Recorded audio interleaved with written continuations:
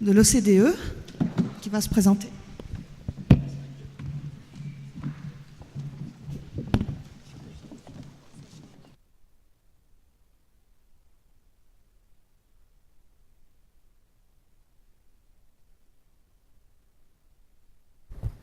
Allô? Oui, bonsoir à tous. Donc je suis la dernière personne entre vous et l'apéritif.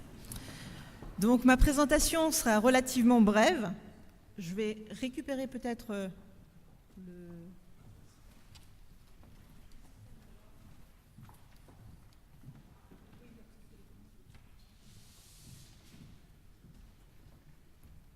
Et ce sera d'autant plus efficace. Donc j'ai eu la chance d'écouter toutes les discussions de cet après-midi et je vais vous apporter un éclairage un tout petit peu différent d'une organisation internationale économique, l'OCDE, qui est avant tout donc une organisation intergouvernementale donc, avec 35 pays membres et qui est connue notamment pour être une source de données économiques et par ailleurs une source de recommandations auprès de nos chers décideurs. Et il se trouve qu'au sein de l'OCDE, nous avons une direction de la science, de la technologie et de l'industrie, désormais de l'innovation, où nous regardons un certain nombre de domaines qui pourraient être des domaines de croissance économique. Nous avons de nombreux travaux sur les biotechnologies, sur les nanotechnologies, sur l'intelligence artificielle qui a été mentionnée aussi cet après-midi. Et nous avons aussi un programme de travail qui regarde le secteur spatial et un autre, les océans. À l'OCDE, nous avons depuis des décennies des divisions spécifiques qui travaillent notamment sur les pêches, qui travaillent sur la construction navale, qui travaillent sur tout un nombre de secteurs maritimes. Et depuis une dizaine d'années, nous avons un forum espace de l'OCDE dans lequel nous avons une dizaine d'agences spatiales qui participent activement, dont l'Agence spatiale européenne, le CNES, la NASA, et bien d'autres, pour regarder justement quels sont les changements que nous voyons dans les applications spatiales notamment et leur rôle dans l'économie. Aujourd'hui, votre conférence sur le lien entre spatial et océan et la mer paraît complètement évident quelque part, car finalement, lorsqu'on regarde un petit peu l'historique, notamment du secteur des développements, des applications commerciales du spatial, très souvent ce sont les communautés liées à la mer qui ont été parmi les premières à vraiment utiliser les applications spatiales, qu'elles soient météo, communication et navigation, bien entendu observation de la Terre. Donc pour vous donner une petite idée, déjà ne serait-ce que pour le secteur spatial, on parle ici quand même de plus de 1800 satellites opérationnels actuellement, avec une véritable transformation que nous voyons, non seulement vers le nombre d'acteurs, on a plus de 60 pays avec des programmes spatiaux. Tout à l'heure, Isabelle a mentionné la Nouvelle-Zélande. En effet, l'Australie vient de se doter d'une agence spatiale, mais nous avons aussi les Émirats arabes unis, par exemple, qui ont développé tout un programme. Ce qui veut dire qu'il y a énormément d'argent public qui rentre dans le spatial, mais aussi de nombreux acteurs privés sont en train de s'impliquer, avec évidemment un rôle moindre que les gouvernements jusqu'à présent. Néanmoins, ce sont des acteurs qui poussent pour de nouvelles innovations dans tout ce qu'on parle, dans tout ce qu'on envisage dans le secteur aval notamment, avec une transformation finalement de la société que nous vivons nous-mêmes, avec la possibilité même d'aller voir un certain nombre de signaux AIS dont on parlait juste dans la session précédente sur certaines petites apps. Vous pouvez suivre facilement la Transat Jacques Vabre sur votre mobile, mais aussi avec un certain nombre d'applications que l'on voit dans des domaines très différents, qui sont notamment poussés par d'autres transformations dans le secteur maritime. L'OCDE a sorti il y a à peu près un an un rapport sur l'économie de la mer à 2030. Nous sommes partis sur des estimations excessivement conservatives en regardant 10 secteurs. À partir de ces 10 secteurs, on a projeté leur développement à 2030. Et là, je me suis permis de mettre ce petit chiffre, donc 3 billions en français dans le texte, qui est l'équivalent de 3 trillions en anglais. C'est l'équivalent de l'économie allemande. Ça vous donne quand même un ordre de grandeur. On passe de 1,5 millier de milliards à notre date de collecte de données, donc 2010, ce qui était l'équivalent de l'économie du Canada à l'économie de l'Allemagne. Et encore, là, on ne parle que d'une dizaine de secteurs. Que ce soit les activités portuaires, que ce soit le secteur principal, je dirais, en ce moment où on fait vraiment beaucoup d'argent dans la mer, qui est le pétrole et le gaz offshore, qui reste quand même un des secteurs dominants, que ce soit le tourisme côtier, que ce soit l'aquaculture, qui pour nous est passée véritablement à une dimension industrielle. C'est impressionnant. L'aquaculture, on en fait depuis des milliers d'années, mais on voit depuis une quinzaine d'années une transformation totale des pratiques et des impacts sur l'environnement. Très récemment, nous étions en discussion avec justement des pays en voie de développement qui nous disaient, à un moment donné, on va devoir choisir. Est-ce qu'on fait effectivement aquaculture intensive ou alors est-ce qu'effectivement on va essayer de privilégier pour les 15 années à venir la santé de nos citoyens en bord, le long des côtes. C'est vraiment un défi pour de nombreux pays. Faire finalement du commerce avec la mer, cela fait 6000 ans qu'on peut en faire. En revanche, on voit maintenant une dimension extraordinaire. On dit souvent effectivement que les océans sont infinis, très larges, et effectivement c'est très difficile de trouver parfois, on en a parlé, des débris d'un avion perdu dans les océans, mais on s'aperçoit, en regardant un petit peu le nombre d'activités, la diversité d'activités, qu'en fait, le domaine marin se restreint de plus en plus. On a à peu près 6000 bateaux porte-containers qui circulent constamment. On a environ 4,6 millions de bateaux de pêche, continuellement, et on parle d'environ 12 millions de bateaux de plaisance.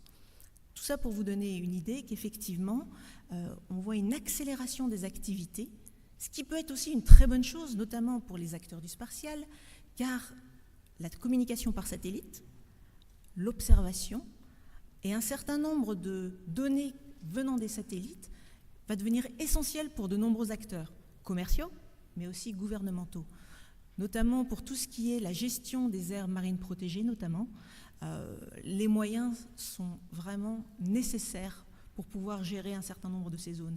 Et dans le cadre de l'OCDE, notamment dans notre direction de l'environnement, on étudie un certain nombre de modèles économiques pour justement essayer de trouver des solutions pour qu'un certain nombre de dirigeants qui sont obligés de pouvoir contrôler leur zone puissent trouver un certain nombre de modèles pour pouvoir soutenir justement la surveillance de ces zones.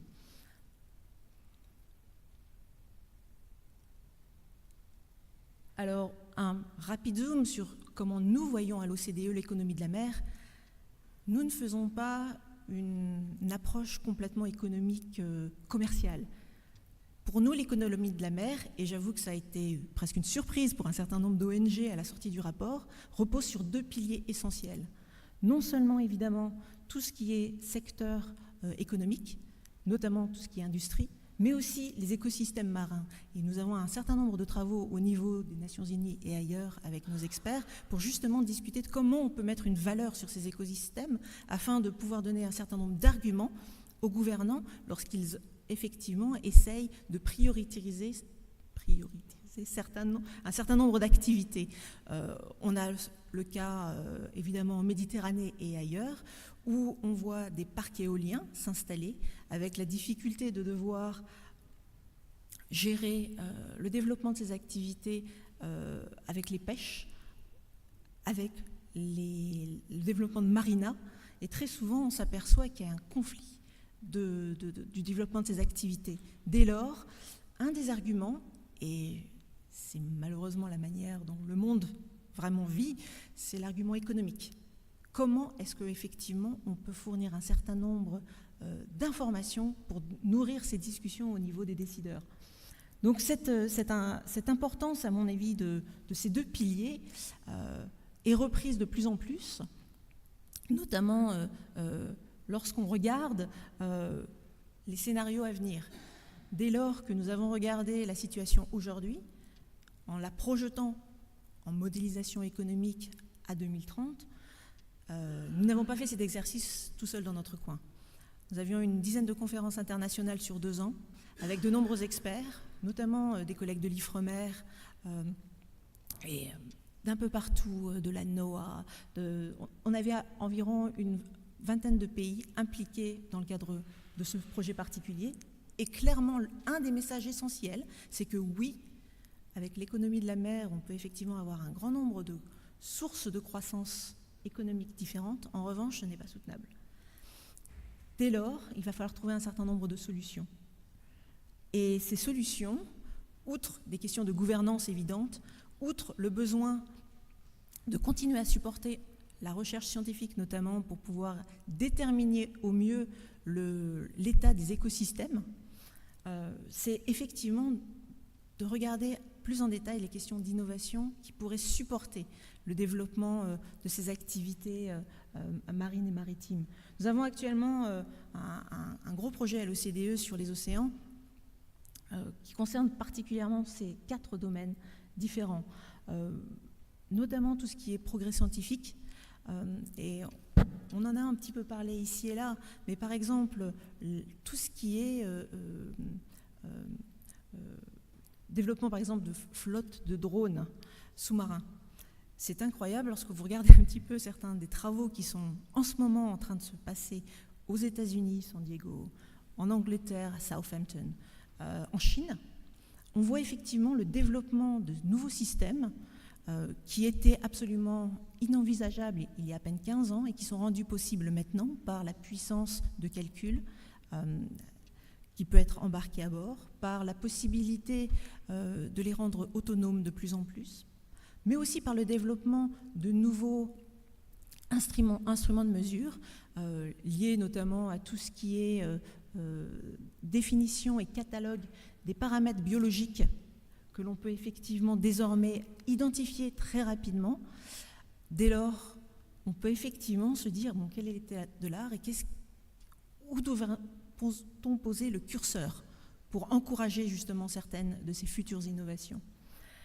Il y a un certain nombre de plateformes de collaboration aussi qui sont en train de se mettre en place avec un certain nombre de modèles qui sont très intéressants à peut-être justement à importer dans certains pays. Pour nous, évidemment, les outils économiques, ce sont des instruments essentiels pour justement supporter le développement de politiques publiques. Et là, il y a énormément de choses qui peuvent être aussi mises en place. Et évidemment, des instruments de gouvernance.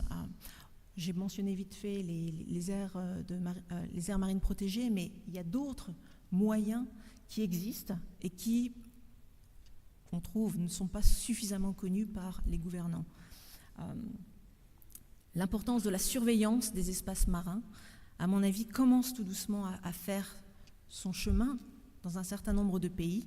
En France, je pense que j'ose espérer qu'effectivement, de par la taille immense de nos ZEE, ça va effectivement être un peu plus pris en compte. Mais quelque part, dans le cadre de ce projet, nous avons encore une fois un grand nombre de pays et l'idée, ce n'est pas décidément de simplement vendre l'économie maritime en disant « regardez, c'est la solution à tous vos problèmes ». Non. Quelque part, c'est donner aussi un éclairage nouveau aux opportunités, mais aussi à certains des défis qui doivent exactement être pris en compte maintenant. Sinon, voilà. Donc, lorsqu'on regarde le lien mer et espace, est-ce que ce sont effectivement de nouveaux Eldorado économiques? Je vous ai donné vraiment très rapidement quelques exemples qui paraissent même parfois un peu simplistes. Mais oui, il y a des opportunités, on les voit tous les jours. Nous avons développé un grand nombre d'indicateurs qui peuvent effectivement montrer qu'il y a des tendances lourdes, avec de nombreux défis aussi, notamment pour certaines questions de modèle économique.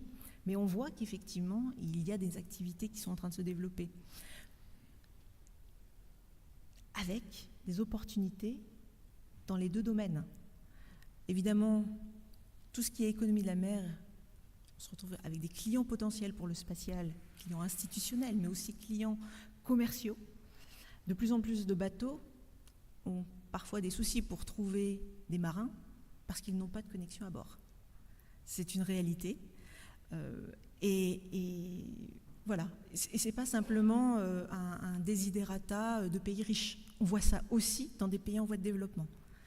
Le besoin d'accéder à des moyens de communication est une réalité. Automatiquement, certains petits camarades du secteur spatial y voient des opportunités énormes.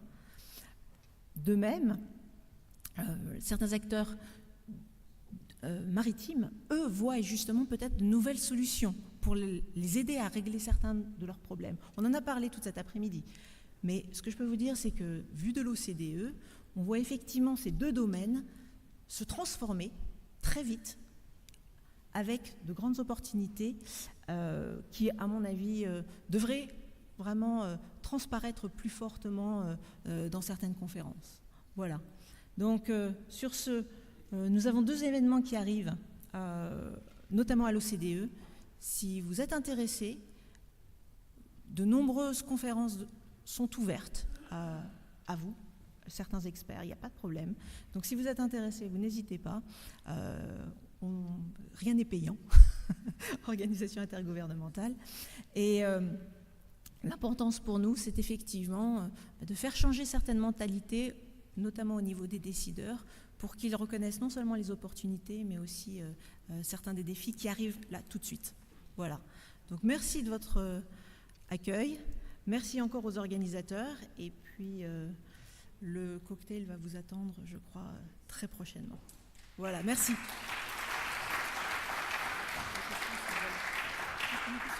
Comme on a pris un petit peu d'avance exprès, il y a le temps éventuellement pour quelques questions.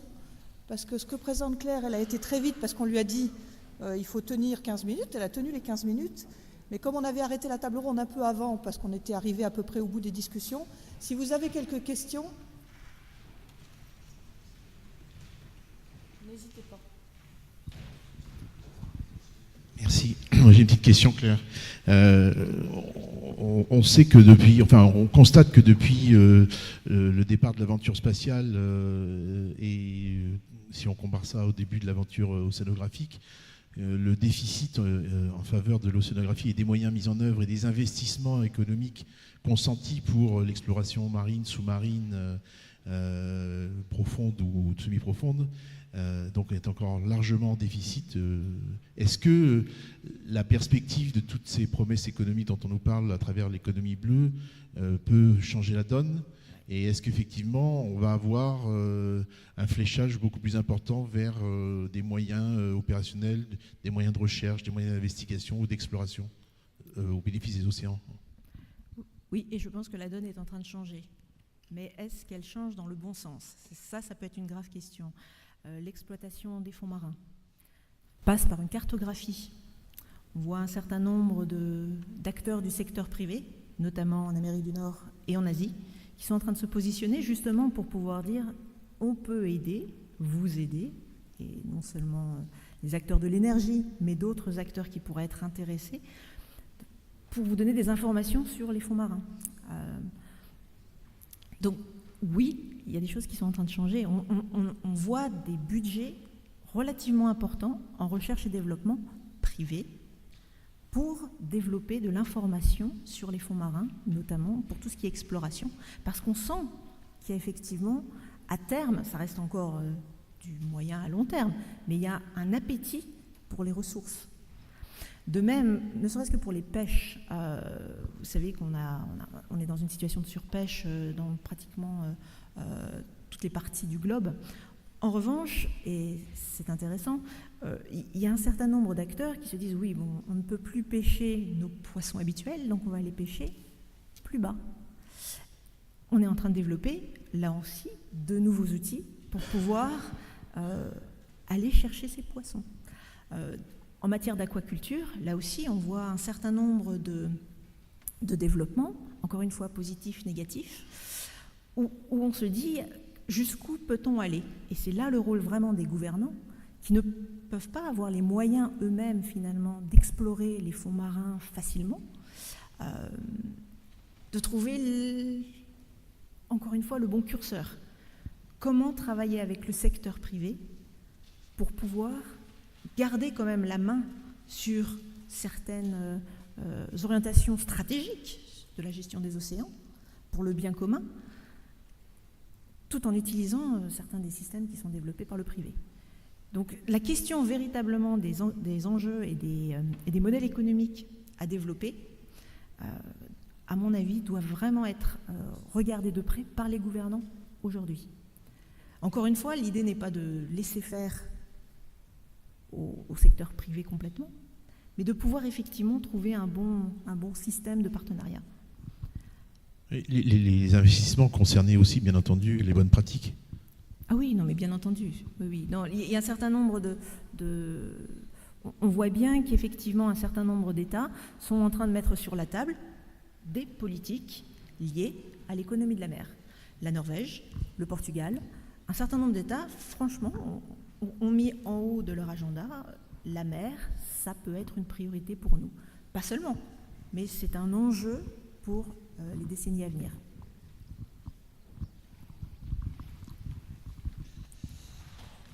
Oui, je reviens sur ce que vous dites. Je pense que, bon, moi, je viens du public, je suis dans le privé. Je pense que pour revenir à ce qui a été dit aussi à la table ronde numéro 1, on est dans un domaine public. Donc que le privé veuille investir, c'est très bien. Que ce soit uniquement que le privé qui investisse, ça va poser un problème. Parce qu'à un moment ou à un autre, les autorisations d'exploitation, c'est le public qui va les donner.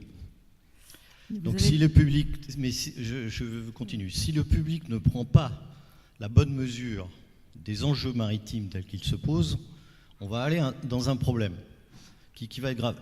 Je prends l'exemple que vous avez donné de la pêche profonde. La pêche profonde montre que en Nouvelle-Calédonie, par exemple, on a exploité des poissons profonds délicieux qui s'appellent du Bérix, avant de s'apercevoir que le stock se cassait la figure de manière lamentable. Et pourquoi? Par rapport à une pêche qui n'était pas si intensive que ça. Tout simplement parce que la recherche payée par le public a montré que ces poissons commençaient à se reproduire à l'âge de 90 ans. Donc ça veut dire que les taux de reproduction, ils étaient tellement faibles qu'on pillait le stock. Donc ça veut dire que l'économie basée sur ce truc-là, elle se casse la gueule. Voilà. Donc je pense qu'il faut, à mon avis, que le public et le privé arrivent à bien se rejoindre vis-à-vis des enjeux maritimes, et ça c'est un enjeu majeur. Et puis pour revenir au modèle que vous avez présenté, je trouve très intéressant, où vous avez d'un côté le tout exploitation, on va dire ça comme ça, et de l'autre côté les services écosystémiques, etc. On voit bien qu'il y a des ambiguïtés majeures qui sont en train de se poser entre business as usual, on continue, on va passer aux chiffres que vous avez indiqués, que j'avais tirés d'ailleurs de l'OCDE, que j'ai présenté moi aussi. Bon, c'est très bien. Des diversifications d'activités, on en voit plein. Mais d'un autre côté, on voit aussi la montée en puissance de la protection à tout va. C'est-à-dire, en fait, on fait des aires marines protégées qui ne sont plus des aires marines protégées, qui sont des zones où on ne va plus, on ne touche plus. Dans les deux cas de figure, de toute manière, on va avoir besoin de surveiller. C'est-à-dire que le spatial dans tous les cas de figure, il va avoir son rôle à jouer. Surveiller qu'il n'y a personne qui va dans des zones qu'on a complètement fermées, ou surveiller que dans des zones sur lesquelles on a autorisé des exploitations, ces exploitations restent à un seuil de durabilité qui soit bon. Donc je veux simplement faire remarquer que si l'OCDE aide à ce que le public et le privé se rejoignent vis-à-vis de ces enjeux, ça sera très très bien, de mon point de vue. Très bien, je vous remercie beaucoup et je crois qu'on se rejoint tout à fait. L'un des enjeux, c'est notamment tout ce qui est la haute mer, où là, il est très très dur de stopper qui que ce soit, de faire vraiment ce qu'ils veulent. Et on a un certain nombre d'exemples, notamment chinois, coréens, où là, il y a énormément de choses qui sont en train de se passer, notamment pour tout ce qui est essai pour exploitation minière des fonds marins, et on fait ça un petit peu, où là, on se dit, bon, il va falloir agir. Mais comment? Donc, effectivement, il y a un certain nombre de grands enjeux et ça ne va pas arriver dans 30 ou 40 ans. Il y a beaucoup de choses qui doivent être décidées là, très vite, au sein des gouvernants. Et on voit, et ça c'est une très bonne nouvelle, on voit la question des océans qui remonte maintenant au niveau du G7 et du G20. Et l'OCDE est impliquée dans ces discussions. Donc voilà, la situation n'est pas complètement noire, mais on sent qu'il y a un emballement très, très réel, finalement, d'un certain nombre d'activités. Et voilà. D'autres questions ou apéritifs?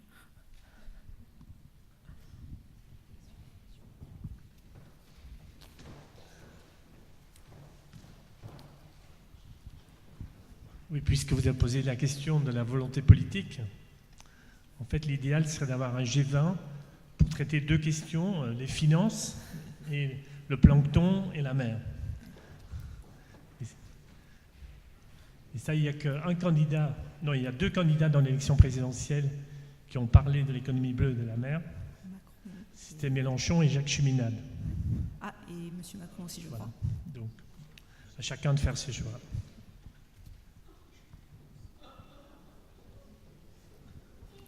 Ça, je ne vais pas commenter, en fait.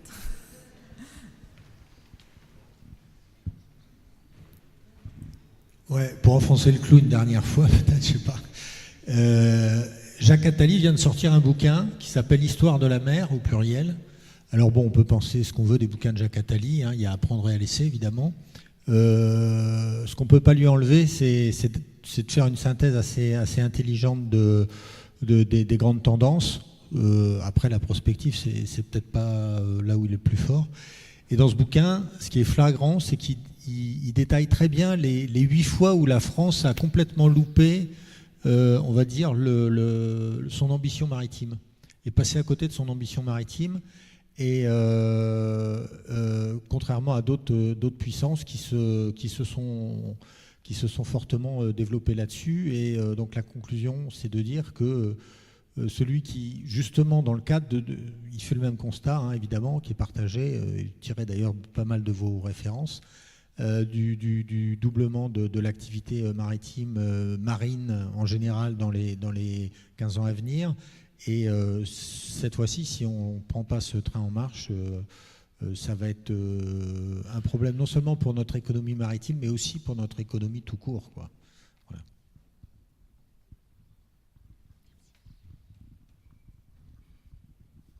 Je vous propose de terminer là-dessus. Merci Vincent pour cette conclusion appropriée.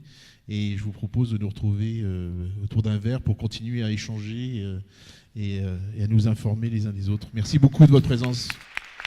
Et je rappelle pour ceux qui ont le courage que tout à l'heure, il y a une conférence grand public. Donc pour ceux qui ont le courage de rester encore pour ce soir, ils sont les bienvenus, bien entendu.